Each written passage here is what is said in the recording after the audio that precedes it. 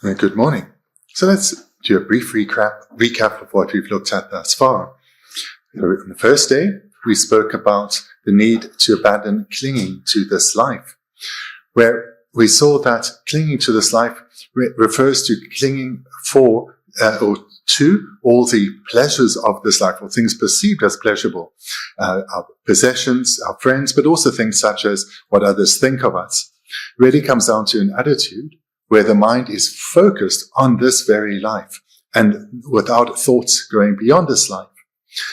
Recognizing this very limited scope, we encourage to recognize the potential that this life has, which is to accumulate causes to ensure we have another excellent rebirth in our very next life. And so here, one is encouraged to let go of all that one clings to in this life, but develop a far more far-sighted outlook, looking beyond this life and having a focus on accumulating causes now that will be experienced in lives to come. And yeah, we think that there are the particular trainings of ethics, the determination not to bring harm to others through one's physical behavior, speech, or way of thinking.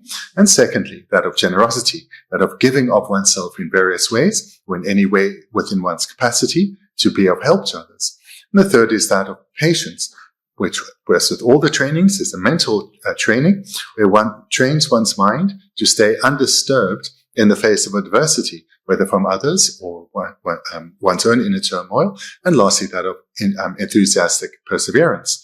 So these are the four causes to train in to ensure that one attains excellent rebirths.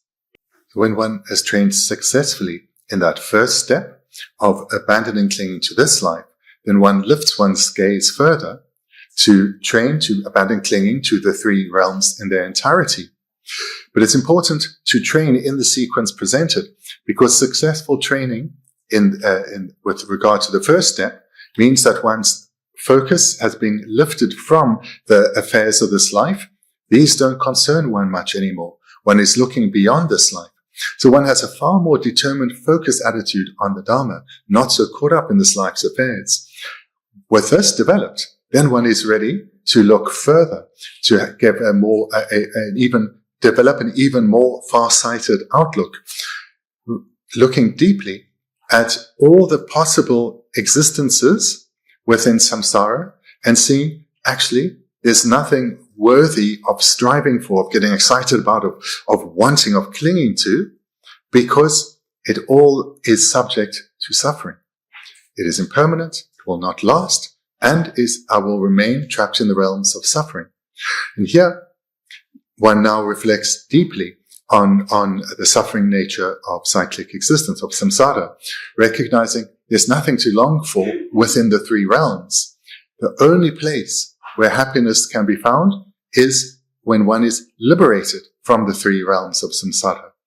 One reflects on this again and again, developing both a wariness and a repulsion towards ongoing uncontrolled rebirth in samsara, and a definite or determined attitude to emerge from the suffering realms of samsara. So one both has this rejection of cyclic existence, but also the positive attitude of there is something to emerge into. So it's not just a negative rejection, but it's a positive embracing of liberation. And to actually embrace liberation, one accumulates those specific causes. It's the same four causes mentioned earlier, but one does them now with a more powerful motivation. So one protects oneself ethically with a determination, I will not harm others because I don't want to create the causes that keep me bound in samsara. I am rather going to, by being ethical, create the causes to gain freedom from samsara. So too with generosity, patience, joyous perseverance. So one practices those same four trainings, but under this more powerful motivation. And then there are two additional crucial trainings introduced, that of the wisdom realizing selflessness, which itself needs to be conjoined with single-pointed concentration so that it has the stability and the strength to actually lead to one to attain liberation from samsara. In the very first session, I spoke about the motivations of varying strength. And we've looked in some detail at the first two. And just to recap, the first that we spoke about on our first day together was that by reflecting on the sufferings of the lower realms and developing a deep blissful aversion to the possibility of being born there, one develops the required motivation to accumulate the causes that will lead to rebirth in the higher realms, rebirth such as we have now in our next life. So this is a motivation that's quite a step up from where ordinary people are, because one's focus is on lives beyond this, not on this life's affairs. But then the second level of motivation, which is far more far-sighted, is where one recognizes that, but even when I attain another excellent rebirth, like I have in this life, I'm still going to suffer. Because the lower realms are it's not only the lower realms that are pervaded by suffering, so too are the higher realms. There's nowhere within samsara where it will be free from suffering. Samsara in its entirety, all three realms, are pervaded by suffering. I do not want to suffer anymore. And with a weariness, a fatigue of this process of cyclic existence, of uncontrolled birth and death, and a repulsion for suffering and its causes, with this motivation, one engages in those same four trainings of ethics, generosity, patience, and enthusiastic perseverance, but with a far more powerful motivation, and then the two additional trainings of concentration and wisdom. So this is what we've covered thus far. In our first session together, I mentioned there is also a third, most powerful, a supreme motivation, and this is what we'll come to now. So this motivation comes about independence on the prime motivation, which itself comes about independence on the motivation prior to that. So there's a sequence in development.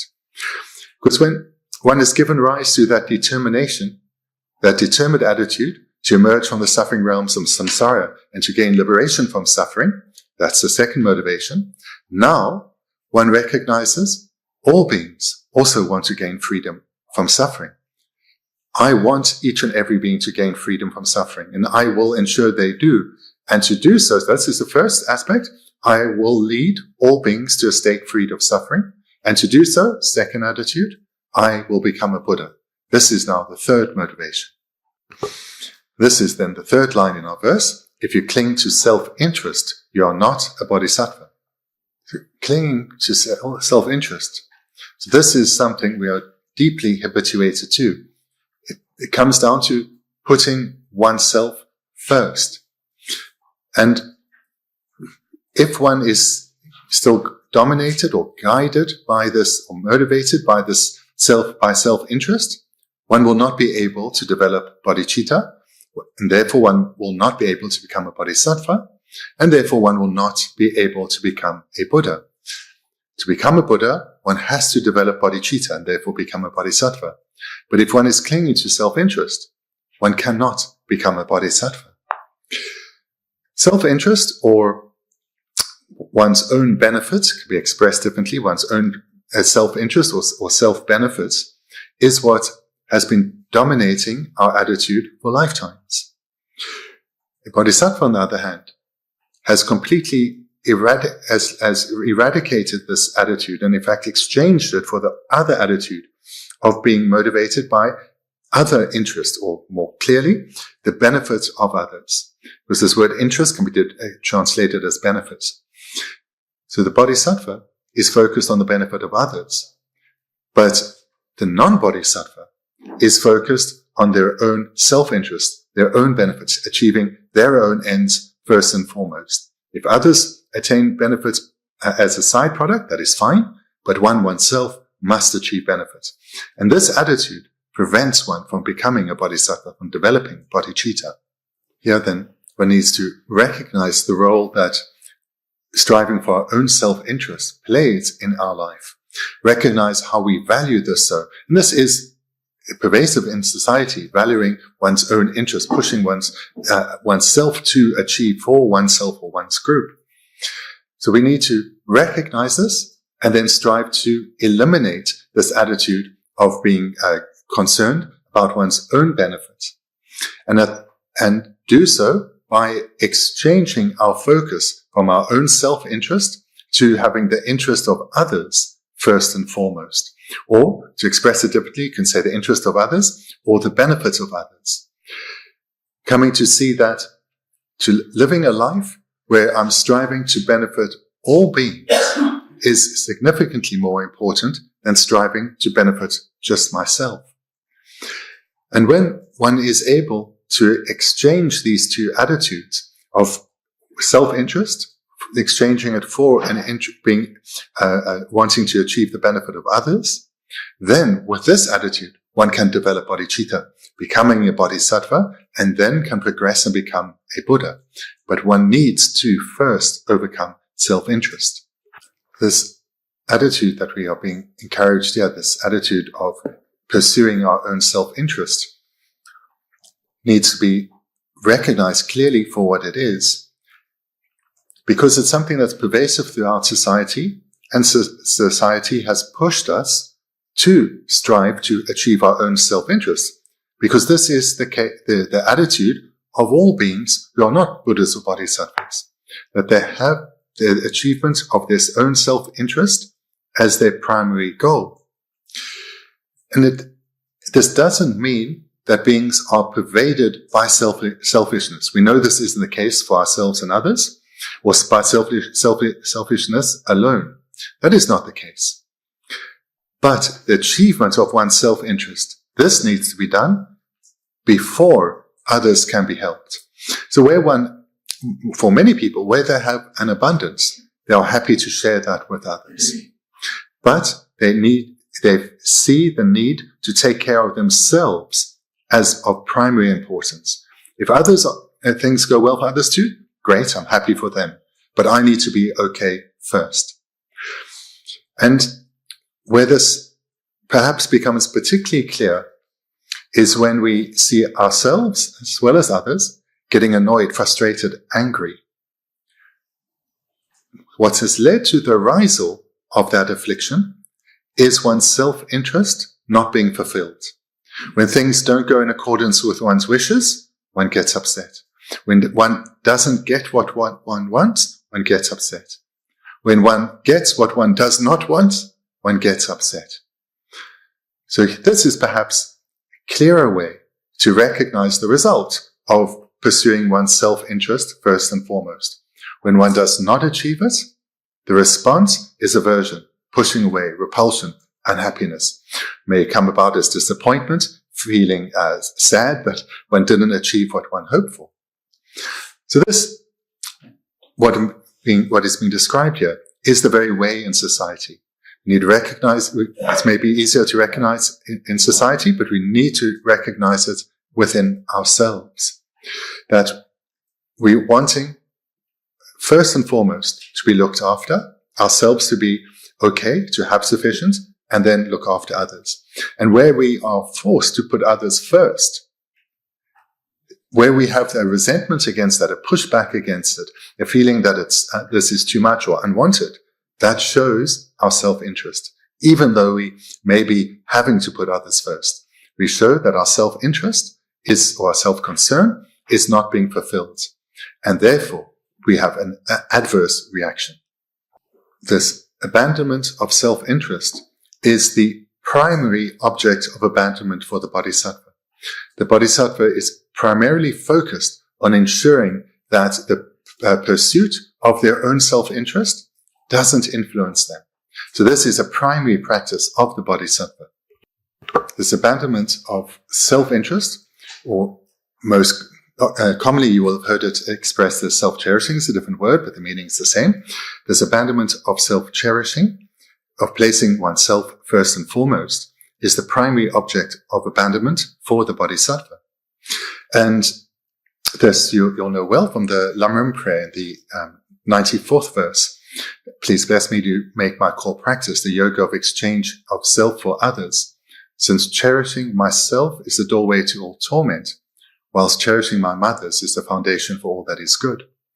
So in this 94th verse, Panchen Rinpoche is presenting so clearly that it's our self-cherishing attitude, this attitude that puts our wishes first and foremost in our motivation that causes all our problems and difficulties in life. But to the extent that we can change this and develop another cherishing attitude, an attitude where we hold others as dear, then this is the foundation for all that is good. Because it's in this way that one develops bodhicitta, and one's bodhicitta grows ever more, and Buddhahood is attained. So from this verse then makes it very clear, these two lines, since cherishing myself is a doorway to all torment, whilst cherishing my mothers is the foundation for all that is good. The self-cherishing mind, this where we grasp at ourselves as dear, which is a different word, but a different way to express self-interest, is where we want things to go in accordance with our wishes. And this way of thinking, this way of thinking is pervasive and is subtle. It's not necessarily something at the forefront of our mind, but it's certainly there and perhaps almost ever present. And how it's easier to recognize is by seeing the results of being guided by pursuing one's own self-interest or grasping at oneself as dear. So perhaps it's easiest to start by thinking about society, but it's imperative that you look at yourself. Wherever one sees conflict in the world, whether it's between nations or between peoples, at the base of that is their leaders' wishes not being fulfilled, and therefore, in order to fulfill their wishes, conflict is enacted. And we see it also in business, where business leaders may take advantage of their staff. They may deceive their customers, or they may act in ways that is destructive towards the environment. All of this is done in pursuit of their own self-interest. And then, if you take arguments, particularly if you think of a political discourse, but much more pervasively in our own lives too, where argument follows discussion, this is because someone has a view other than yours. They do not agree with your view. They maybe criticize your view. And this is now going against your own self-interest. Hence, the negative response.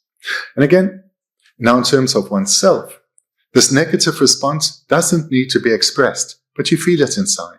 There's an aversion that arises. This is related or comes from the self-interest, the self-cherishing attitude. And it's much more pervasive even than these examples. When one sees something one doesn't like, what one has seen and not liked is against one's own wishes. One hears something and considers it unpleasant or distasteful, it goes against one's own wishes. So looking like this, we see just how pervasive it is. That continuously there's a negative reaction, and this will come from things not going in accordance with how I want them to be. And even when once with, say, friends, and you're wanting to go somewhere or do something, or family members, if people have different ideas, one may well end up disappointed or maybe even annoyed. And that is just because things did not go in accordance with their wishes. So this pursuing of self-interest, or wanting one's self-interest to be fulfilled, the self-cherishing attitude, is pervasive for us. Hopefully, just from this brief presentation thus far, you've come to recognize just how pervasive it is within us. But this needs to be recognized clearly. The great Indian master Chandrakirti, in one of the introductory verses to engaging in the middle way. So this is a remarkable text primarily on the correct view on emptiness. But one of his introductory verses is, through initially grasping at a self and I, follows attachment, clinging to things as mine. Turning helplessly like buckets on a water wheel, to compassion for such migrators I prostrate. So the meaning of this verse is, going through it line by line, through initially grasping at a self and I. So this is something that we spoke about briefly yesterday afternoon, self-grasping, grasping at the self as existing in a way that it does not. But this is the very root cause of all our suffering. Grasping at a self, as was mentioned yesterday, being the root cause of our suffering, the root cause of all the afflictions. Grasping at a self means we have a self, therefore there is other. If you have a self, there is that which is other from the self. Also, if you have a self, there are things that are seen to belong to that self. So this is the mind. That's the second line. Through initially grasping at a self and I follows attachment, clinging to things as mine.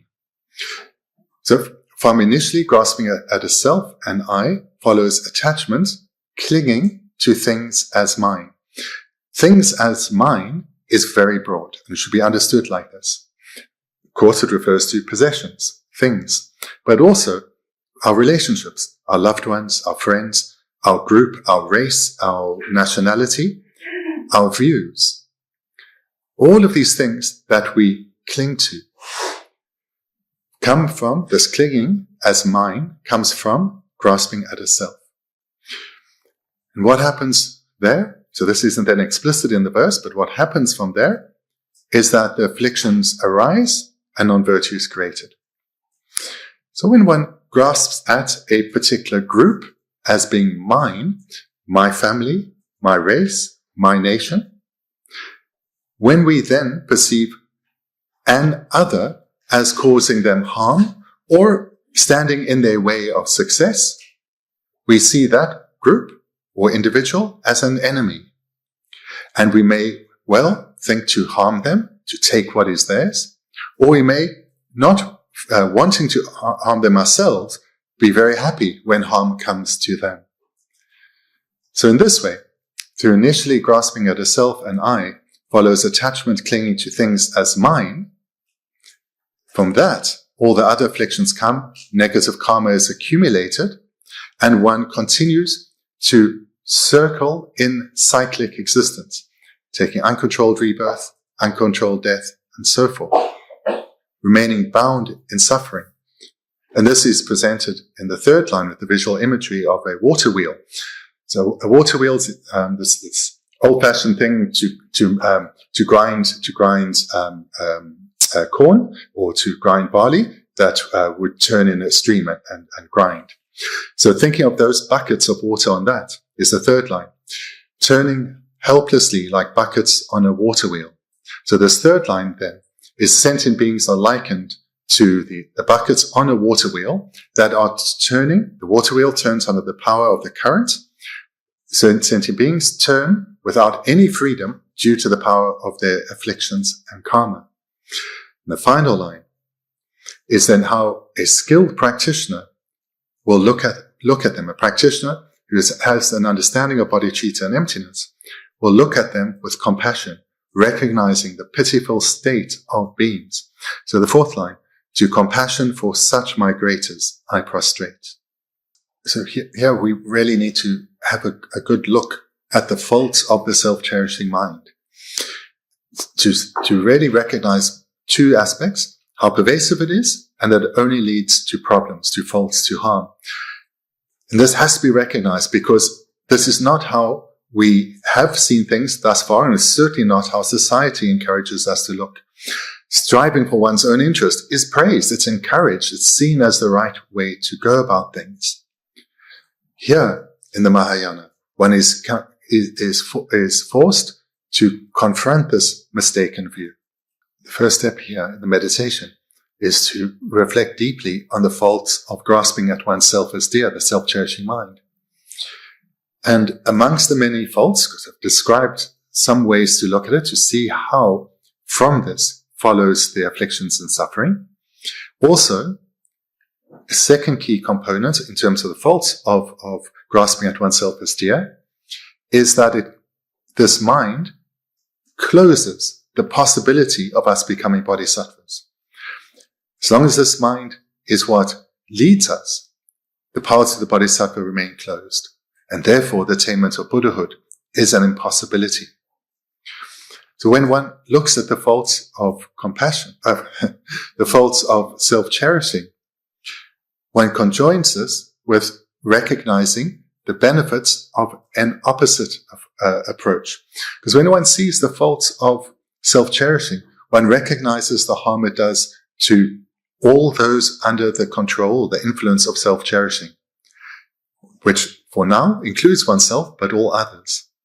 This leads to the generation of compassion. The wish for others to be freed of suffering means wanting them not just to be freed of the results of suffering, but really the causes of suffering. And there we include their self-cherishing minds. So we generate the compassion. May all beings be free of the self-cherishing mind. All beings will include oneself. May all beings, may we no longer be bound by pursuing our self-interest, which is so often at the expense of others. And then one can develop this further to a determination. In fact, I will make sure all beings are guided to gain freedom from this self-cherishing attitude. And here one then also will reflect on the benefits of cherishing others, which comes together with being a genuine compassionate attitude towards others, where one values others. This view of the Mahayana, of it being imperative to abandon grasping at oneself as dear, and rather embrace wholeheartedly holding others as dear. This view of the Mahayana is radical. It is completely against everything we have learnt from society. It's completely against the values of society, where one genuinely puts the needs of others first. So therefore, one should have a visceral reaction to this. But what about me? Who's going to look after me? If I am focused on others, what about my own needs? Am I supposed to then go hungry and be joyful about this? Am I supposed to live in poverty and be joyful about this because I'm looking after others? So such a response should come, because this view of the Mahayana is so radical, so contrary to the generally accepted views of society. Society, our upbringings and society as a whole, has encouraged us to develop various skills, gain an education, develop social skills, to develop various skills for the workplace, so that we can look after ourselves, because it's a harsh world out there, and if we don't take care of ourselves, who will? So we've been pushed in this self-cherishing attitude, this attitude which comes naturally to us. We've been pushed in this direction anyway, making it deeply ingrained within. So this view of the Mahayana is radically against what the socially accepted norms. We see achieving our self-interest first and foremost as beneficial. Society encourages us to do this. Look after yourself. Look after your family. If you don't, who is going to? If you're not looking after yourself, how can you expect others to do it for you? You're just going to be lazy and expecting to live off others. And if you're not looking after the I and the mine, so for example, one's family, how can you expect others to do this? Just look around you. If you don't look after yourself, who's going to look after you? So we see there that, because I'm saying here is not something you've heard for the first time. This is the view of society. You have to look after yourself. And this is the view we came into this life with, and we have followed. Taking care of myself first and foremost. Because if I do not, I will have problems. So this has been our guiding light thus far. It's not only the view that the self-cherishing mind needs to be abandoned and replaced with other cherishing mind that is contrary to the values of society. Many other presentations in the Dharma in general, not just the Mahayana, but the Dharma in general, go against the values of society. Hence, living in a society such as this, but trying to do so in accordance with the values of the Dharma, is challenging. And therefore, it is difficult to change our ingrained ways of thinking, because society is not supporting us. A further example. You would have heard countless times in Buddhist teachings that anger is always wrong, it is only ever harmful and destructive, and it is never, ever justified. You will not hear that in society. Anger is required, society will tell you. Not at all times, but without anger, how are you going to protect yourselves? And if you don't stand up for yourself, be strong and dominant, others will take advantage of you. If you show yourself as a patient person, you'll be seen as meek, and others who are more dominant will take advantage of you. This is the common view in society. It's how we would have been raised. It's the influences from society. And therefore, when one now, within that same society, is trying to have a patient attitude, an attitude where one's mind actually is not getting disturbed at all, even when others are acting in an abusive manner or shouting at one and so forth. This is difficult because it is contrary to the values of society. One stands out from society. Hence, it is difficult to change. And also, this is then the same as what we're talking about here. Abandoning self-charity, pursuing one's self-interest, for rather looking at the greater good, the needs of all. So I think it's, as you hear ever more Buddhist teachings, and where you hear the values of Buddhism and see how they are contradictory to the values of society, take that to heart, recognizing that to develop the qualities of Buddhism within, in a society that is not supportive, is challenging. And in this way, one accepts the reality of one's situation.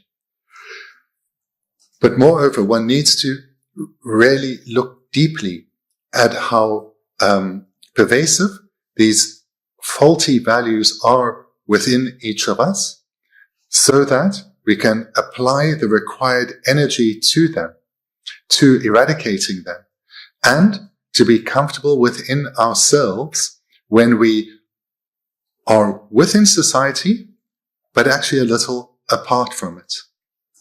So, for example, I'm just mentioning two, but there are other values of Buddhism that are contrary to what society holds, what society values.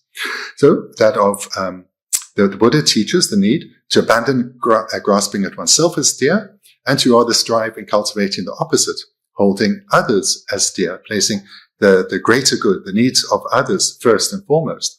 And the other illustration was the need to completely abandon anger, to never see it as justified no matter the circumstance, but to rather practice patience. So these are two examples of several views of Buddhism that are contrary to society.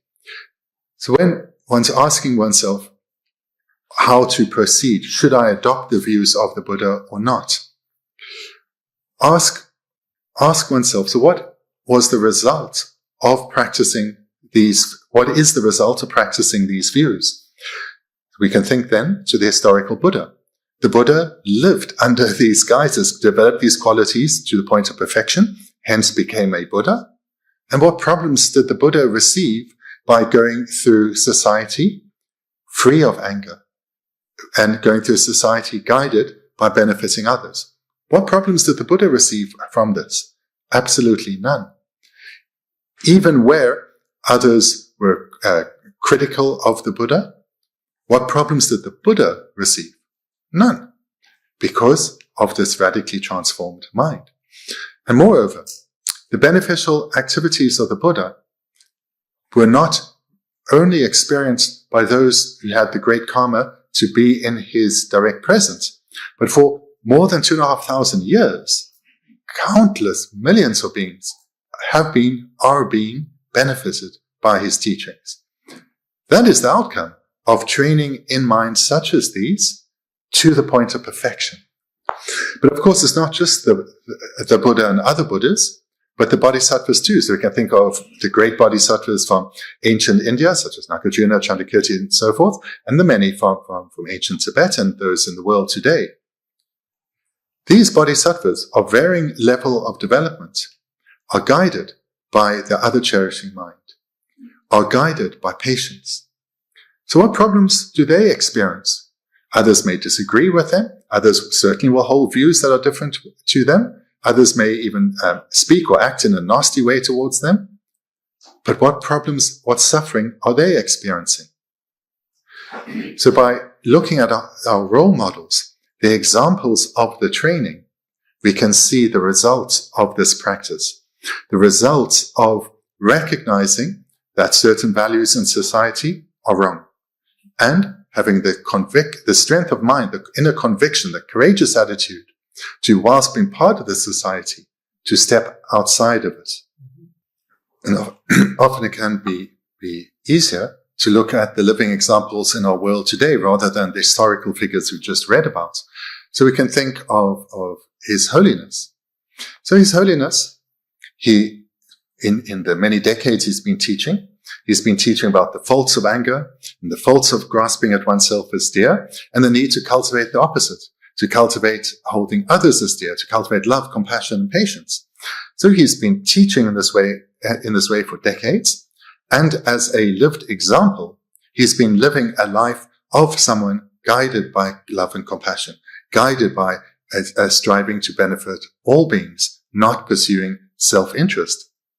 So he's lived in accordance with these faultless teachings of the Buddhist tradition. And if we ask ourselves, what problems has His Holiness received from living in this way? And the truth is, he himself has not received any problems from this. When he's around others, or he's teaching, or he's interacting with various people, there'll be some who disagree with him, some who criticize him, some who wag their finger. But what response would have someone who's trained in love, compassion, and patience have? Just compassion. So even when on the receiving end of others' criticism, of others perhaps wanting to take advantage of him, his response is one of compassion, naturally arising within, so that he is not suffering. And of course, the majority of people that think of His Holiness, who interact with His Holiness, will have the opposite view. Meeting him, hearing his voice, hearing his teachings, great joy will arise in their mind. And His Holiness, aware of this, he will be happy, but not for himself, oh, aren't I wonderful, but he'll be happy that they are experiencing happiness. So we see from the example of His Holiness that by living in accordance with these teachings, he doesn't experience any problems, no matter what the reaction from others. And whilst he is the most visible example in our world, there are many other great lamas who, across the traditions, who have developed these qualities and live in accordance with these qualities. And they do not suffer from these. They do not suffer from not holding particular values of society, but holding the contrary values of the Dharma.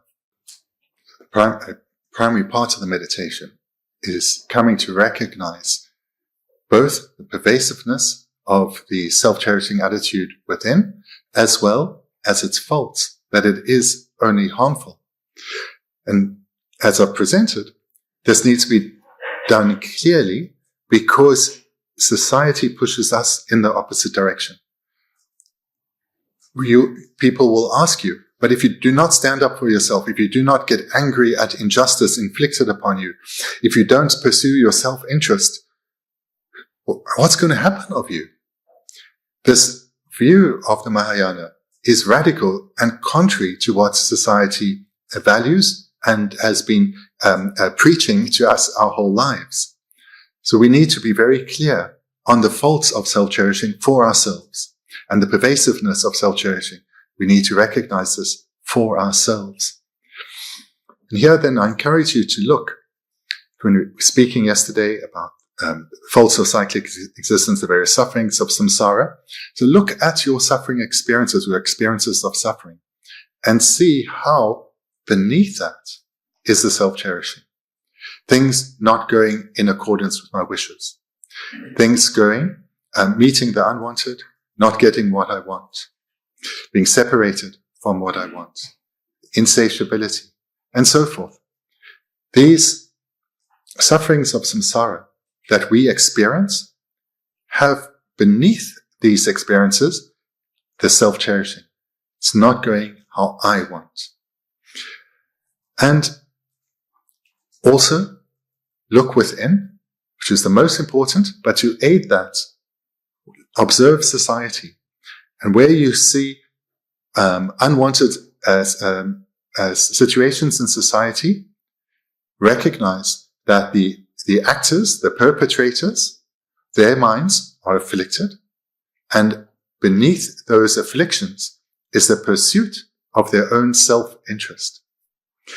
You can see this in terms of those engaged in environmental destruction, those engaged in crime of various ways, those engaged in deceit, taking advantage of others, those who have conflict, argument, and perhaps most obvious is that of warfare, where conflict is at its maximum expression.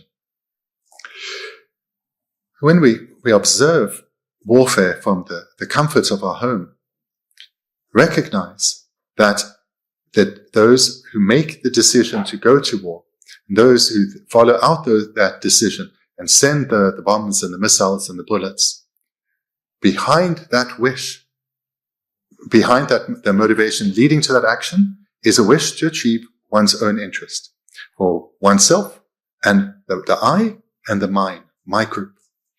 And what is the result of following self-interest? Homes that were a place of safety, of warmth, of love, are destroyed. Communities destroyed. This is the most obvious result of self-interest. But it's in our own lived experience. Most of us, hopefully none of us, have such experience in this life. But where we do have experience is the biting words. Words that can cause harm. Words that we remember from years ago that still cause us pain. These were expressed by ourselves or someone else from a basis of self-interest. So this grasping at oneself as dear, whilst so encouraged by society, it just leads to pain in these ways. And the more self-obsessed a society is, the more, maybe you could say individualistic a society is, the greater the problems will come from this mind, because it is so much stronger. And the less interest there will be in benefiting others, the more difficult it will be to see, if I don't get this, but all of them get that, this is fantastic. That will not appear to such a person's mind. Only the achievement of their self-interest matters. And we can see this in leaders in the world. And for those who act out their self-interest, particularly in terms of aggression, conflict, warfare, because they have so much more power, they themselves end up being in ever more danger, and they need legions of bodyguards to protect them. This too is the result of following one's self-interest. So just to briefly summarize some of what we've looked at this morning, is that in order to become a bodhisattva, the self-cherishing mind has to be abandoned. The pursuit of one's self-interest has to be abandoned. And this is really difficult to do because of lifetimes of following our self-interest and being encouraged by our society to do so. So therefore, independence on all the merit and skill in meditation one has acquired up to this point. Here then one focuses on looking at both the pervasiveness of the self-cherishing within, and that it only ever leads to harm. So that, like with anger, one recognizes following one's own self-interest is never justified. It only leads to harm. And to aid us in this reflection, call to mind our role models, those who inspire us, the Buddha, the great bodhisattvas. They are living the result of having abandoned self-cherishing, the result of living with a mind of real patience, and recognize that whilst it is a little frightening to develop, to abandon the self-cherishing attitude, this attitude that we see as our protection, the result is not one of suffering, but lasting happiness. And moreover, to be very clear, that if we have an aspiration to become a bodhisattva, we cannot develop the prerequisite of great compassion if we are dominated by self-cherishing. So therefore, the initial generation of bodhicitta and the arisal of being a bodhisattva remains blocked to us as long as this attitude pursuing one's own self-interest dominates. So use this to motivate oneself to look deeply within, see the pervasiveness and the faults of the self-cherishing attitude, and have the determination to abandon it, to live free of it. So we conclude there for this morning, and we'll continue from here this afternoon.